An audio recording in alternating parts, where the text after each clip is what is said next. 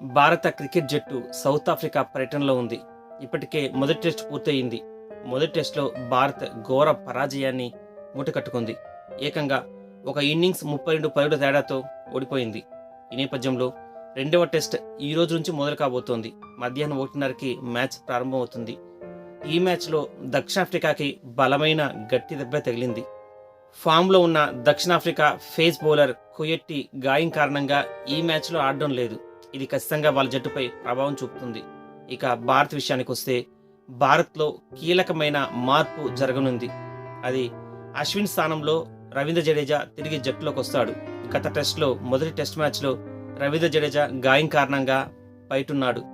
అతను గాయం నుంచి కోలుకొని ఫిట్నెస్ నిరూపించుకున్నాడు. ఈ నేపథ్యంలో అశ్విన్ స్థానంలో రవీంద్ర జడేజా జట్టులో కనబడతాడు. ఇక ముఖ్యమైన మరికొన్ని మార్పులు కూడా జరిగే అవకాశం ఉంది.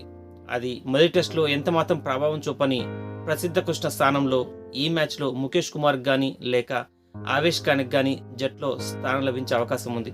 అదేవిధంగా మొదటి మ్యాచ్లో సరిగా ప్రభావం చూపని శార్దుల్ ఠాకూర్ని మరి ఈ మ్యాచ్లో కొనసాగిస్తారా లేదా అన్నది కూడా కాస్త అనుమానాస్పదమే.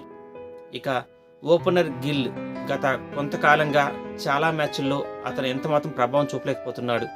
గిల్ మంచి ఆటగాడే, కానీ ప్రస్తుతం అతను పూర్తి స్థాయిలో ఫామ్లో లేడు. ఓపెనర్గా అతన్ని తప్పించి 1 డౌన్లో అతన్ని దించారు కూడా లాస్ట్ మ్యాచ్లో. మరి ఈ మ్యాచ్లో గిల్ని అదే స్థానంలో కొనసాగిస్తారా లేక మరేదైనా కీలక మార్పు చేస్తారా అన్నది ఆలోచించాలి.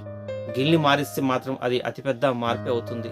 మరి ఈ నేపథ్యంలో ఈరోజు ప్రారంభమయ్యే రెండవ టెస్ట్ మ్యాచ్లో భారత్ ఏ విధంగా ఆడుతుందో చూడాలి. ఎందుకంటే భారత్ ఈ మ్యాచ్ తప్పనిసరిగా గెలవాలి. ఎందుకంటే 2 టెస్ట్ల మ్యాచ్ సిరీస్లో ఇప్పటికే దక్షిణాఫ్రికా ఒక మ్యాచ్ గెలిచి 1-0 ఆధిక్యంలో ఉంది.